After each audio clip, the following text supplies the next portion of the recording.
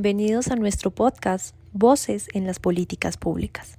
Mi nombre es Laura, junto a mis compañeros Eileen y Sebastián, estaremos dialogando sobre las políticas públicas basadas en el enfoque de coaliciones promotoras, teniendo como referente las teorías del profesor Paul Sabatier y Han Jenkins. Esperamos que lo disfruten y lo cuestionen junto a nosotros. Gracias, Lau.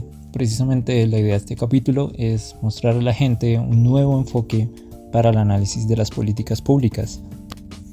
Como hemos visto en capítulos anteriores y un poco para refrescar la memoria, sabemos que las políticas públicas pueden ser entendidas de distintas formas, ¿sí? Las hemos abordado como posturas, como toma de decisiones, como procesos políticos, como marcos normativos, a través de los cuales se atiende un problema o una problemática que adquiere una connotación pública y que afecta seriamente, la vida de las personas en sociedad.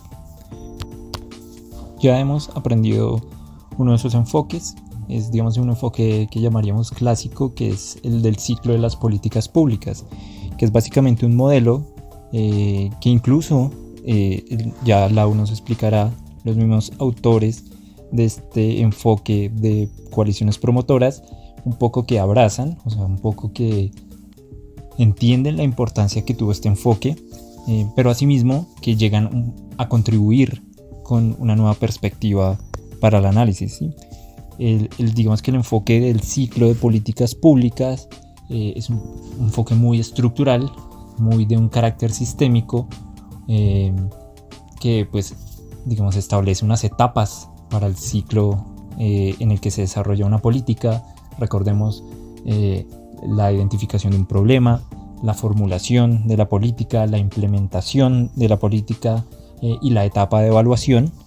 Es básicamente esa estructura del ciclo que nos ayuda mucho a entender cómo se desarrolla el proceso, pero que en muchos sentidos, y como lo veremos a continuación, se queda un poco corto.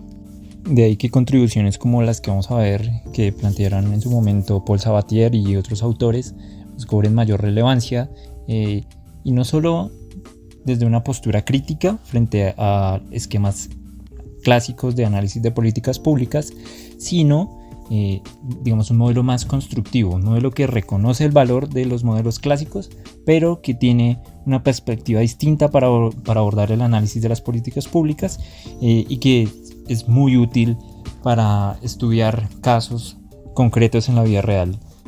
Sin más preámbulos, Lau, Eileen, cuéntenos un poco en qué consiste este enfoque de coaliciones promotoras. ¿Qué podemos entender por coaliciones promotoras? Pues se definen como los diversos actores de una variedad de instituciones que comparten creencias frente a la política y que buscan coordinar su comportamiento de diversas maneras, con el fin de cumplir objetivos específicos en la gestión pública. Es importante aclarar que en el marco de las coaliciones promotoras se busca resolver aquellos problemas que involucran posibles conflictos en el cumplimiento de objetivos, discusiones técnicas importantes que estarán basadas en creencias sólidas y la participación de actores pertenecientes a diversos niveles del gobierno, porque se trata un poco de ello, de formar relaciones, de unir esfuerzos entre diferentes actores. Aunque no existe un mecanismo explícito para la construcción de estas coaliciones, pues identificamos que a partir de una insatisfacción de un asunto de política pública pueden emerger coaliciones entre diferentes actores.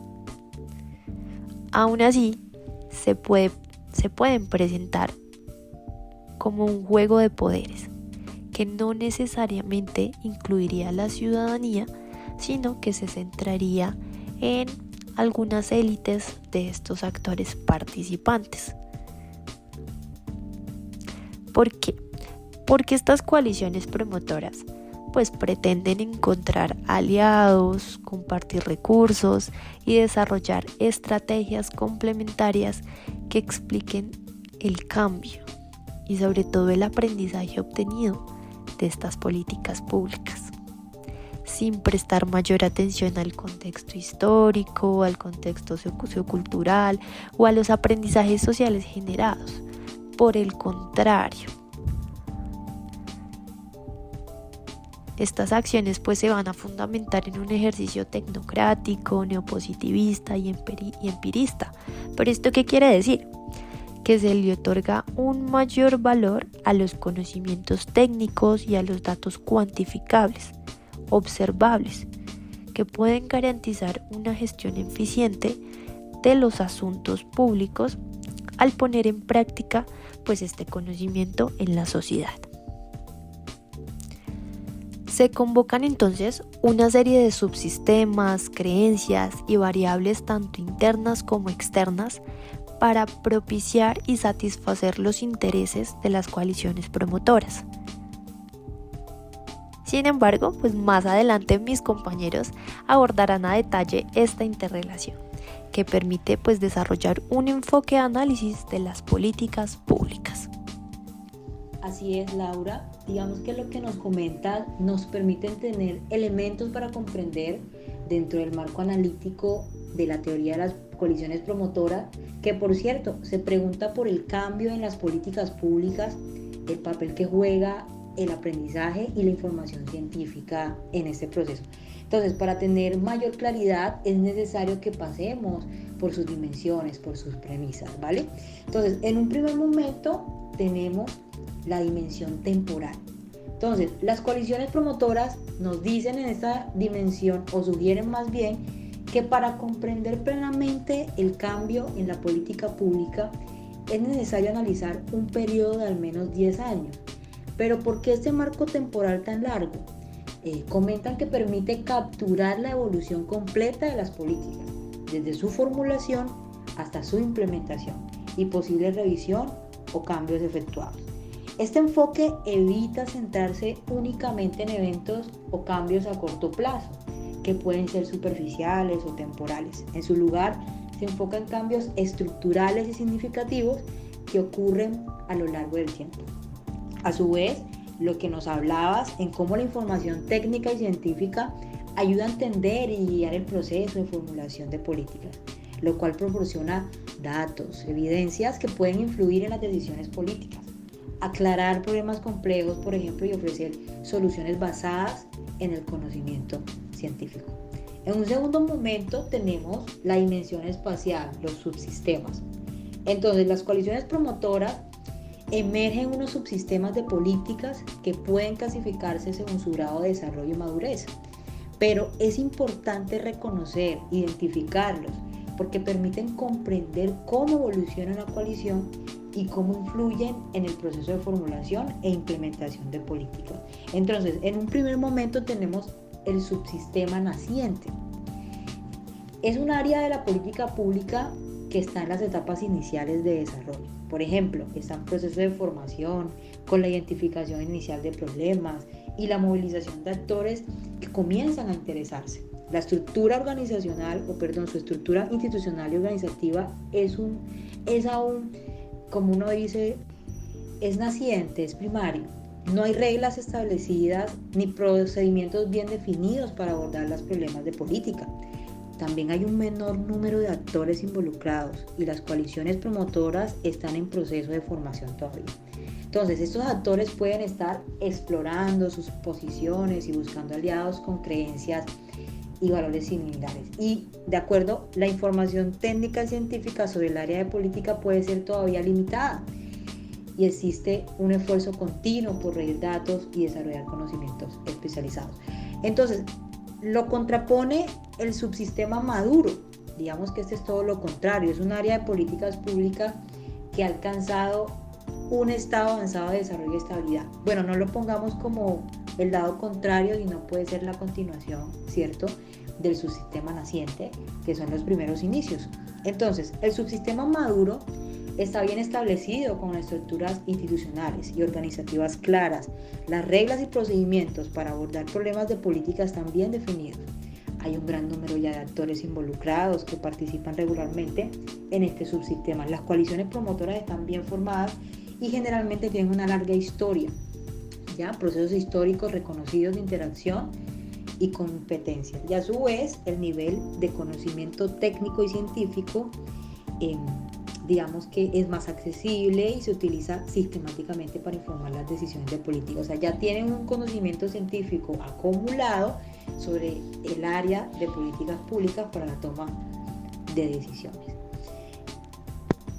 Entonces, ya en un tercer momento, un poco aterrizar, tenemos las políticas públicas como un sistema de creencias. Entonces, iniciamos con un ejemplo.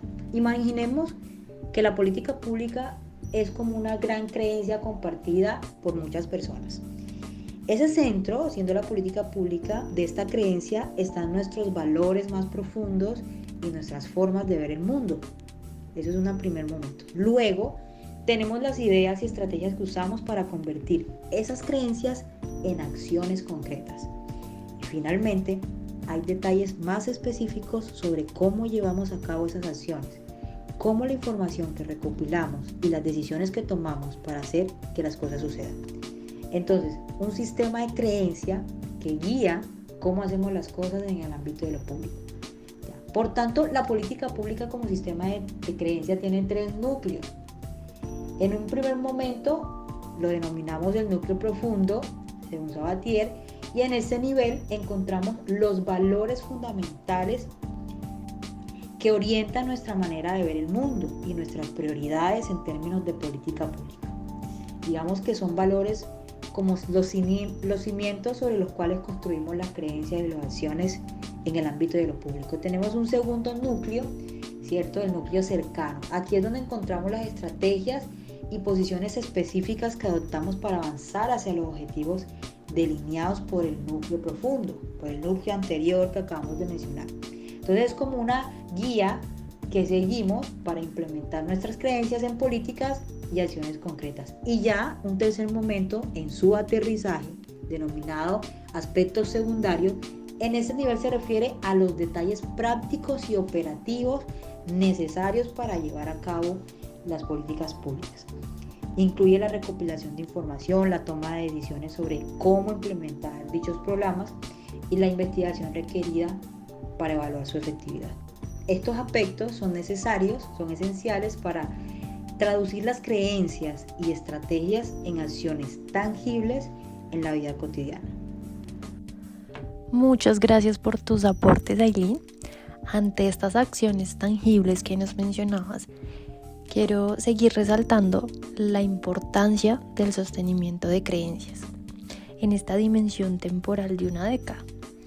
Porque aunque no es fundamental que se cumpla este lapso de tiempo, sí es el propuesto por los autores para observar qué tanto se modifican esos núcleos profundos y cercanos que nos mencionabas con anterioridad, ya que a un corto plazo solo se podrían apreciar las transformaciones de aspectos secundarios del sistema de creencias.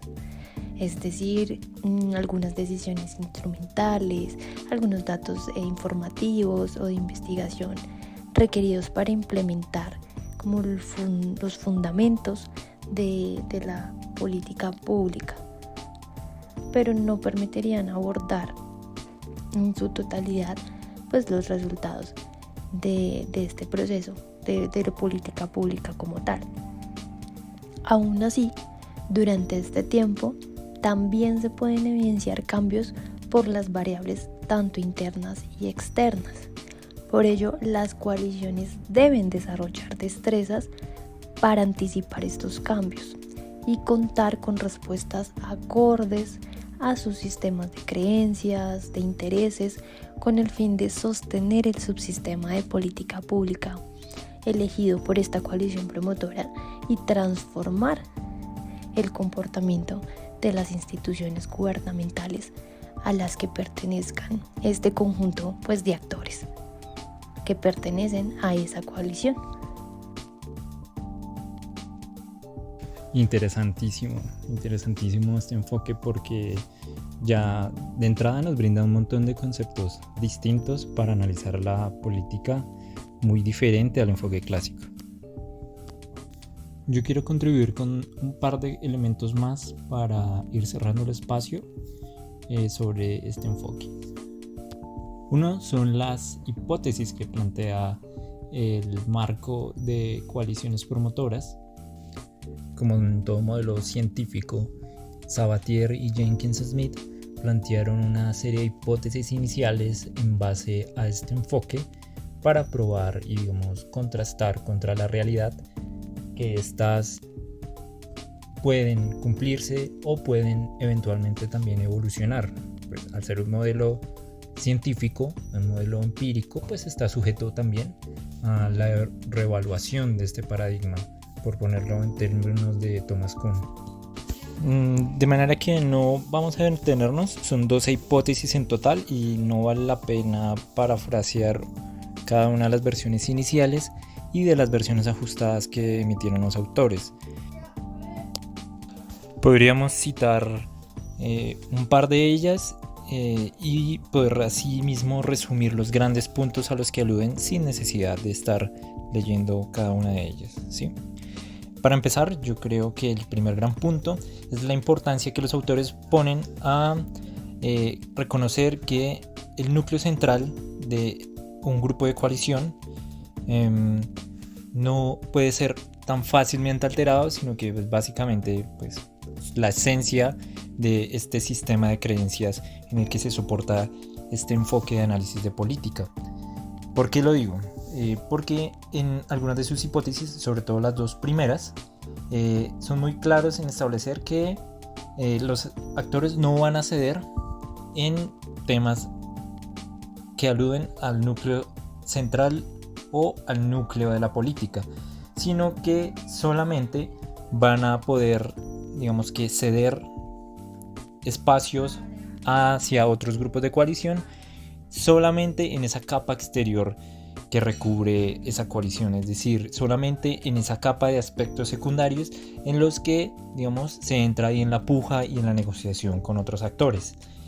Nada más para citar de manera textual, leyendo aquí esta segunda hipótesis, podemos ver que ellos dicen que los actores dentro de una coalición de apoyo demostrarán consensos sustanciales sobre asuntos pertenecientes al núcleo de la política pública, aunque no tanto en aspectos secundarios. Pues básicamente nos reitera que es este núcleo central el que amalgama la coalición, es el centro de este sistema de creencias y solo es sobre los aspectos secundarios en los que van a permitir ceder espacios a la negociación o a la pugna con otros grupos de coalición con los que ríen en este subsistema de política. Eso como para empezar. Digamos que el segundo gran punto que yo identifico puede verse que los cambios que se dan en el núcleo central solamente se deben o regularmente se producen por factores externos. Vale la pena recordar que este sigue siendo un enfoque con una tendencia a elementos muy de la teoría de sistemas, ¿sí?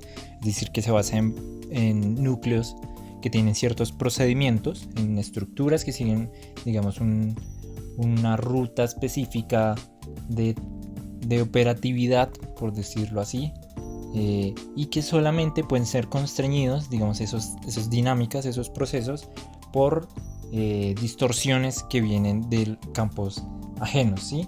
No hablo de campos ajenos al tema que se está tratando, a un tema de política, sino hace más alusión a implicaciones de otros actores o de otros procesos políticos, por ejemplo, que pueden alterar un proceso o la implementación o cualquiera de las fases de la constitución de la política en esta teoría de coaliciones promotoras.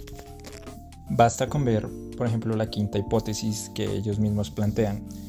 Aquí textualmente podemos leer, ellos dicen que el núcleo central de un programa de acción gubernamental es menos probable que cambie en ausencia de perturbaciones externas significativas al subsistema.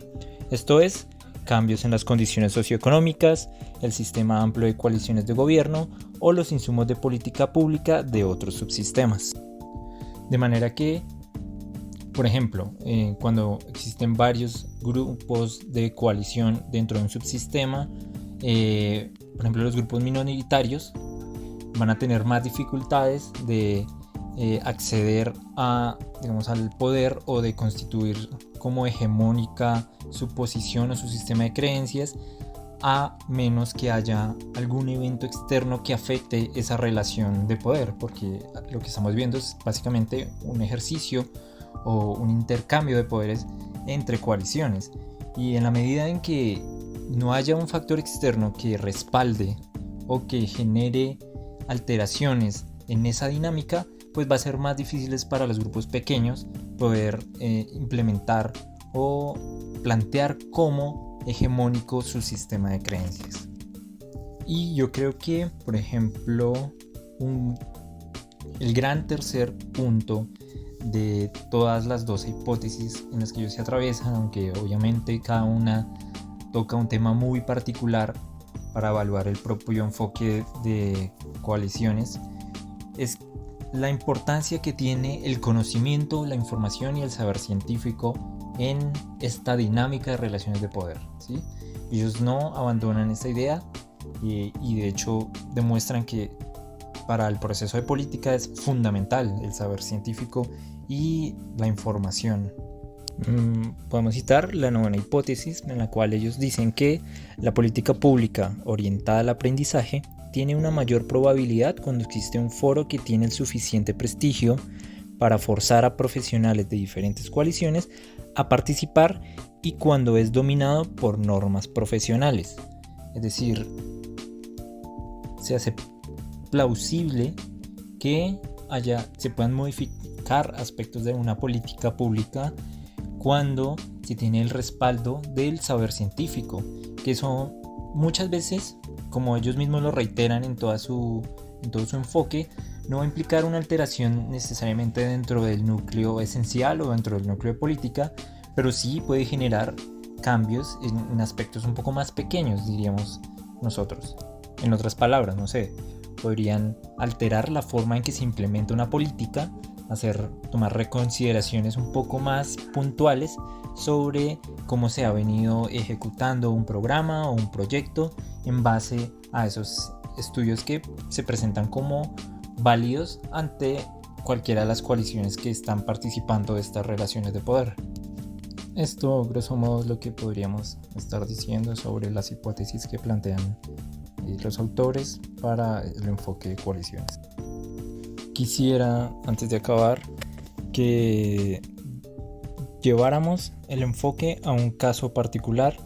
Y por ejemplo, en mi caso se me ocurre la política pública distrital de discapacidad.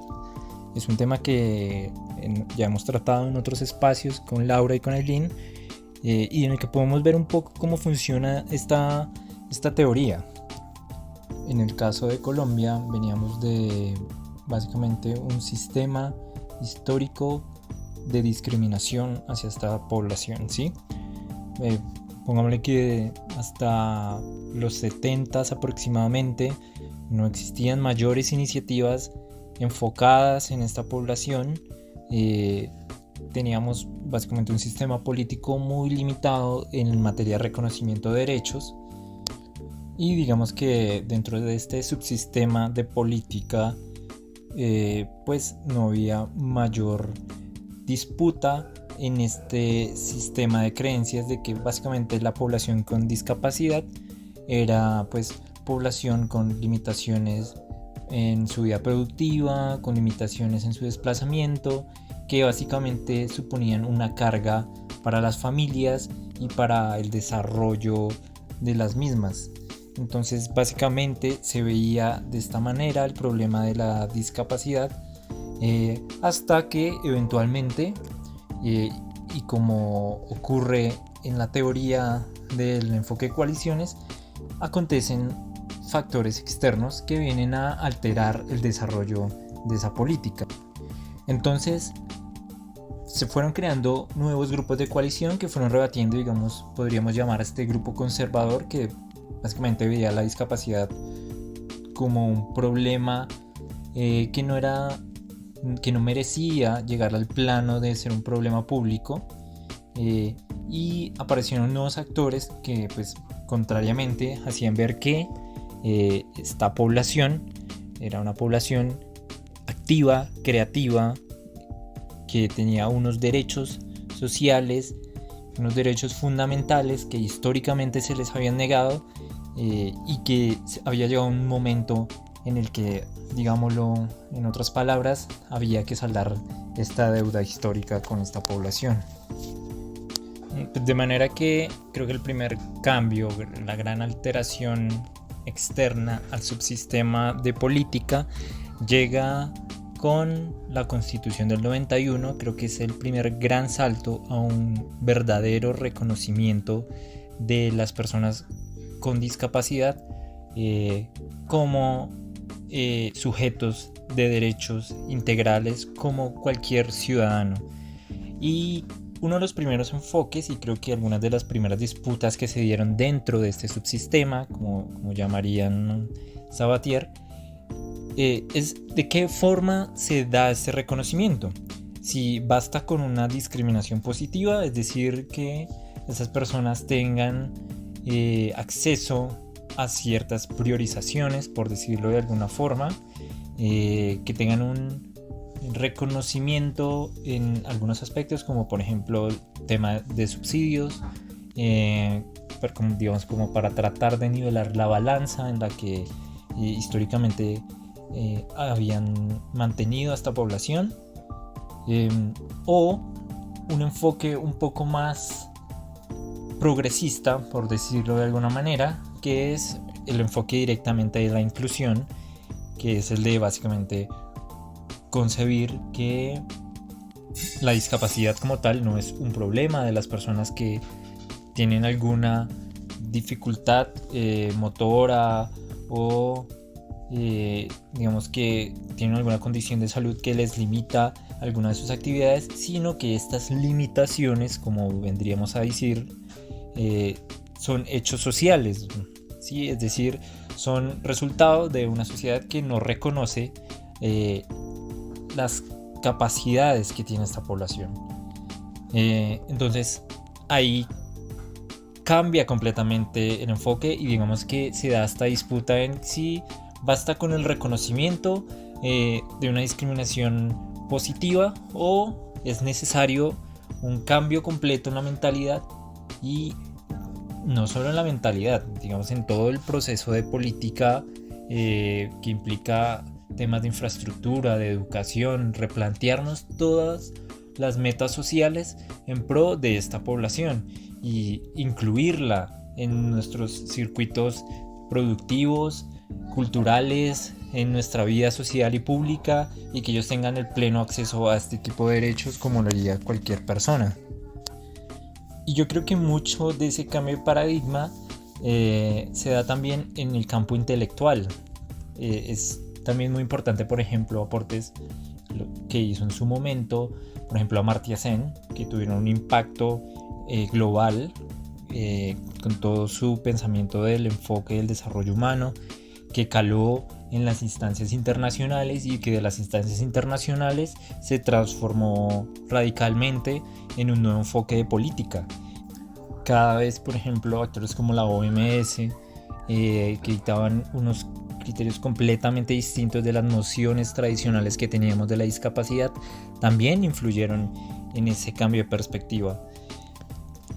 De manera que podríamos, pues, traducirlo en los términos de la teoría de coaliciones, a que básicamente hubo una externalidad que afectó esa disputa entre las coaliciones del subsistema de política de discapacidad, en el que cada vez, digamos, que la balanza se fue compensando hacia, digamos, este enfoque de la inclusión por encima de este enfoque de la discriminación positiva, al punto que, por ejemplo, en 2007 Colombia adopta un sistema nacional de discapacidad enfocado en que, digamos, cada uno de sus sectores, cada uno de los sectores del gobierno nacional y asimismo la legislación como tal se ajustara a este nuevo enfoque, y digamos que a partir de allí se ha ido renovando la política, no solo la política nacional, sino también las políticas territoriales, como por ejemplo ocurre en Bogotá, hacia un enfoque de política mucho más progresista, enfocado en la inclusión de estas personas y en el reconocimiento de la discapacidad como un factor social y no como un factor físico. Ese sería, digamos que, un pequeño ejemplo, pero es un ejemplo en el que vemos un poco cómo opera el cambio de la política, y creo que es, por lo menos en lo que respecta a mí, una de las grandes conclusiones que sacamos del enfoque de coaliciones promotoras, y es que, a diferencia de lo que veíamos en el enfoque clásico del ciclo de políticas, donde veíamos pues básicamente una operación muy sistémica, como si fuéramos un programa que se ejecutara, hiciera una iteración y varias iteraciones, se reevaluara y se ajustara de esa forma.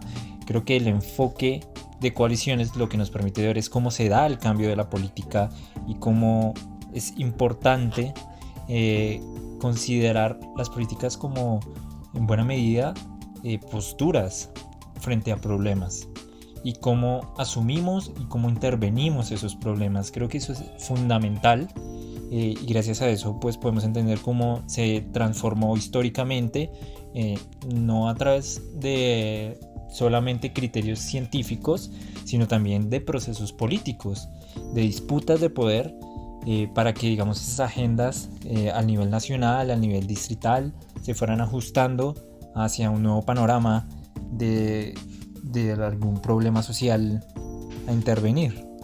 Entonces ha pasado lo mismo, por ejemplo, con la política de juventud, ha pasado lo mismo, por ejemplo, con la política de mujer y género.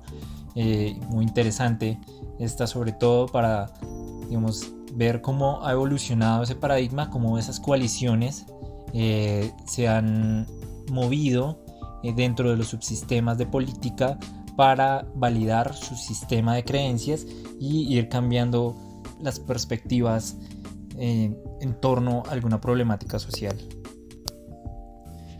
De manera que creo que la gran contribución, creo que es un enfoque muy complementario en lo que respecta a mí, valioso, al que también se le han hecho bastantes críticas, pero que en general brinda muchas herramientas muy interesantes para el análisis de políticas públicas.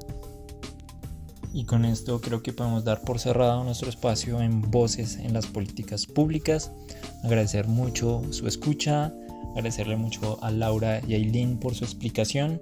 Esperamos que haya sido un espacio constructivo para entender que existen muchas formas de ver este fenómeno que afecta a nuestra vida diaria y que es en buena medida la base de cómo se gestionan los problemas sociales. Si les gustó nuestra conversación, pueden darle like y compartirla con todas las personas a las que les interese este tema. Nos vemos en un próximo episodio de Voces en las Políticas Públicas.